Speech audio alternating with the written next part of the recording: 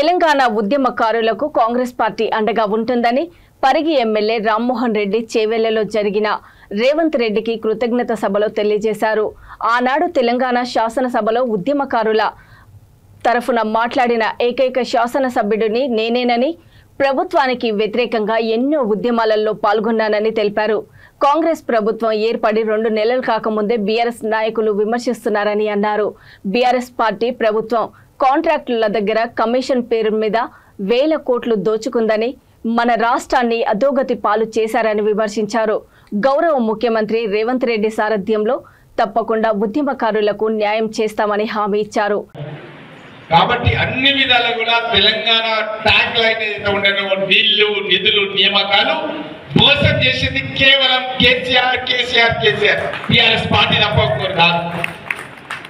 అట్లాంటి తరుణం లోపల చాలా మంది ఉద్యమకారులు ఎట్లయితే గద్దారన్న కావచ్చు, విమలక్క కావచ్చు, గోవిందరావు గారు కావచ్చు, ఎంతో మంది ఉద్యమకారులు, కేశవరావు జాదవ్ గారు, ఇట్లాంటి వాళ్ళు కన్నులు కన్నా తెలంగాణ రాష్ట్రం రాకపోగా దుర్గా తెలంగాణ వచ్చింది.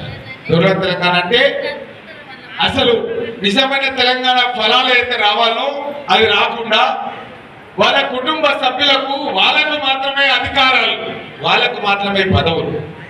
ఎవరైతే కష్టపడి పనిచేసిన ఉద్యమకారులు వాళ్ళని గుర్తించని తెలంగాణ వచ్చిన సందర్భం లోపల అసలు ఎవరు ఎట్లయితే ఈ తెలంగాణను సంరక్షిస్తారు, ఎట్లయితే ఈ కేసీఆర్ గడిల పాలనకు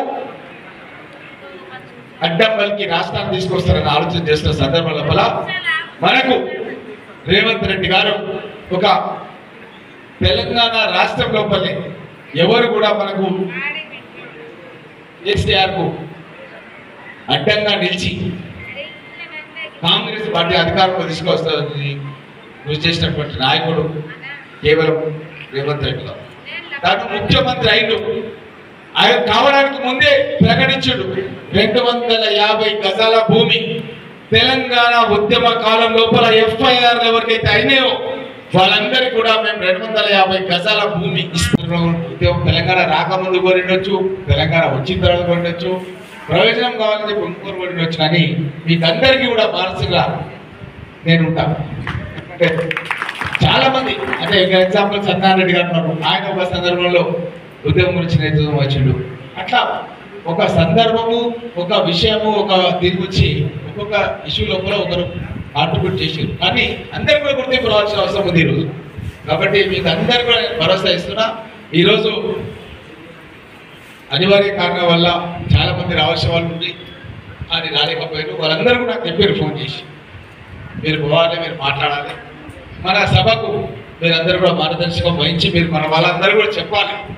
తప్పకుండా వాళ్ళ యొక్క కోరికలు ఏవైతే ఉన్నాయో ఆ కోరికలన్నీ కూడా మన ముఖ్యులు, మన పెద్దలు ఎవరైతే ఉన్నారో ప్రసాద్ కుమార్ గారు కానీ ఇంకెవరు కానీ అందరూ కూడా ముఖ్యమంత్రి రేవంత్ రెడ్డి గారి దృష్టికి తీసుకెళ్ళి తప్పకుండా మన సభ యొక్క ఉద్దేశం ఏదైతే ఉందో ఆ ఉద్దేశాన్ని ప్రభుత్వం దృష్టికి తీసుకెళ్ళి దాన్ని అమలు చేసే దిశగా నేను నా వంతు ప్రయత్నం చేస్తానన్నమాట మీకు అందరు కూడా సభాధ్యక్షులు మల్లేష్కి, శ్రీనివాస్కి అందరూ కూడా తెలియజేస్తూ ముఖ్యంగా ఒక విషయం చెప్పదలుచుకున్నాం.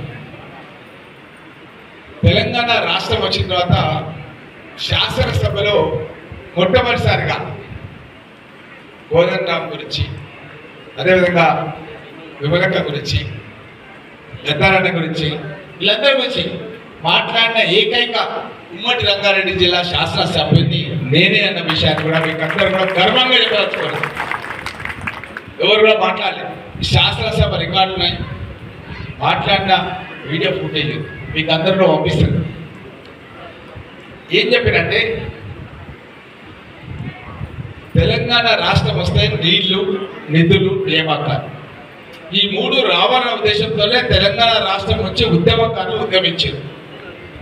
మీరు నీళ్ళు ఇవ్వలే, నిధులు ఇవ్వలేదు. నీళ్ళ గురించి వస్తే మన ప్రాణహిత చెవెళ్ళ, మన చెవెళ్ళనే వీరేందరూ మనం చాలాసార్లు పోయినాం, చందీప దగ్గర పోయినాం, మనం చూసినాం. పటేల్ ఇంజనీరింగ్ కంపెనీ, సత్యనారాయణ గారు చెప్తున్నట్టుగా పటేల్ ఇంజనీరింగ్ కంపెనీ